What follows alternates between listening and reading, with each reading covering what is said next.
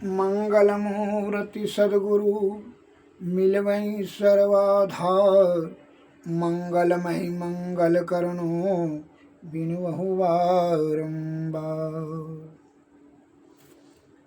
देशवासियों को तथा धर्म अनुरागियों को मेरा हार्दिक नमन।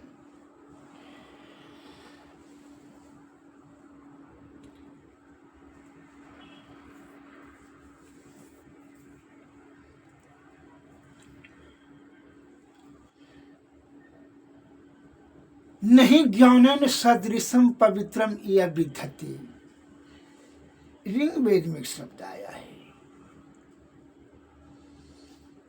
संत महात्मा लोग कहते हैं दुखों का प्रमुखतः 3 कारण है: आसक्ति, अज्ञानता और अभाव। तो विद्वान ने इस बात को विचार विमंथन करके बताया कि अज्ञानता सभी दुखों का महाकारण है। इस संसार में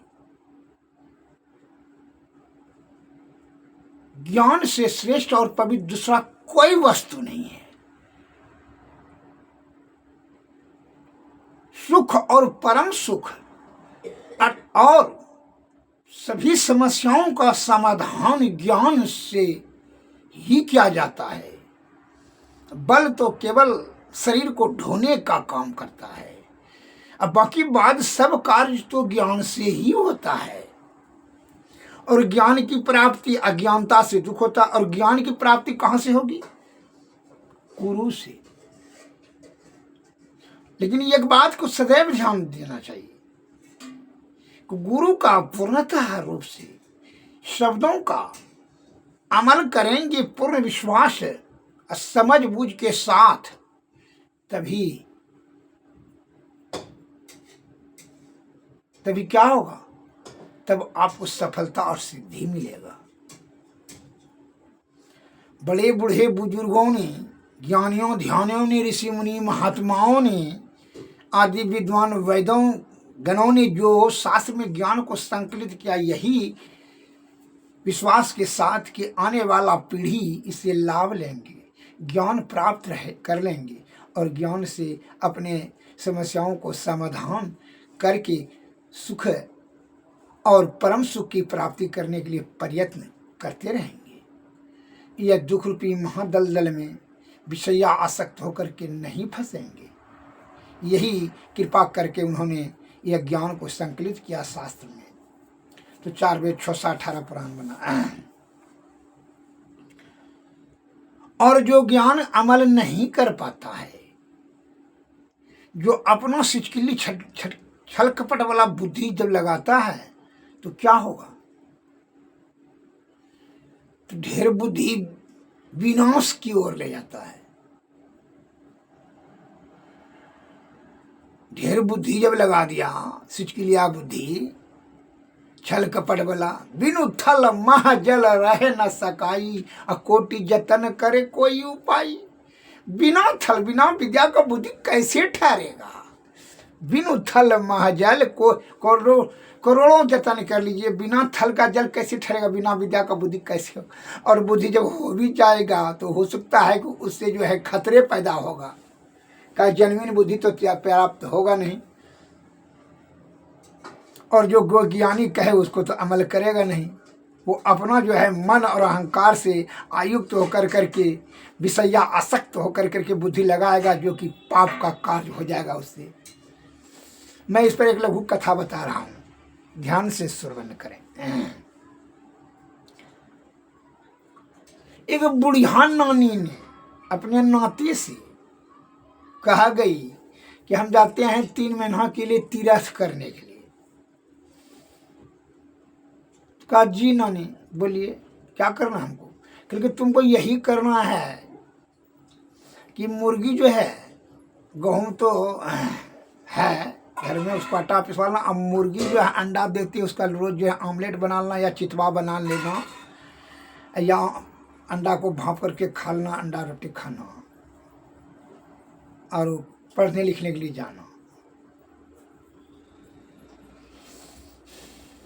और खेत में भी कुछ काम करना। कहा जी नानी जी ठीक ऐसा ही करेंगे।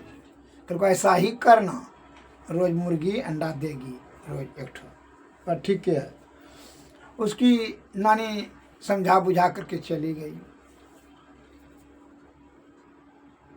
तो उसने क्या किया, एक दिन 2 दिन रोज अंडा एक ठो दे मुर्गी, रोज जो है चितवा बना के खाई, कोई दिन ऑमलेट बना के खा ले, कोई दिन भाप करके खा ले। तो इसी प्रकार उसका चल रहा था खर्ची पानी।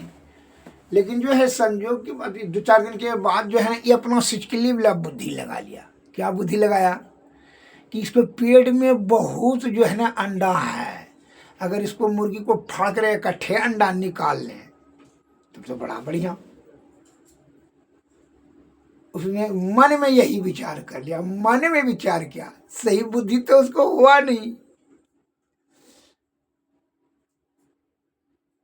जैसे मनुष्य अभी देखते हैं मन में क्या विचार करता है, छल कपट बेईमानी शैतानी से धन जमा कर लो और बड़का सत्संग करा लो, यज्ञ करा दो, पूजा पाठ कर लो, काली माई दुर्गा माई को जो है ना सोना चांदी जेवर कबूल दो,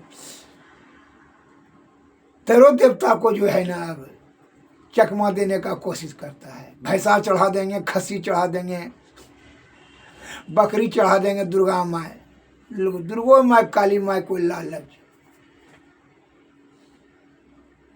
के जाल में उजराना चाहता है। ये कितना छल कपट परपंच मनुष्य के मस्तिष्क में नाच रहा है, बताइए, समझिए। इसलिए बुद्धिमान लोग कहते हैं कि जो खुद मूर्ख है दूसरे को मूर्ख समझता है। मूर्ख को इसलिए मूर्ख कहता है क्योंकि अपने आप को बड़ा वो बुद्धिमान समझता है, होशियार समझता है, बड़ा हम चतुर है। और विद्वान को इसलिए विद्वान कहा जाता है, इसलिए वो समझता है कि अभी हम अधूरा हैं, उसको कुछ सीखने का ललक रहता है। और मूर्खा को सिखाने का, वो सिखाएगा ज़्यादा, अपना कुछ नहीं सीखेगा, वो करेगा कुछ नहीं, उसका जवान लंबा हो जाएगा और काम छोटा हो जाएगा। एक नंबर का आलसी मसालची,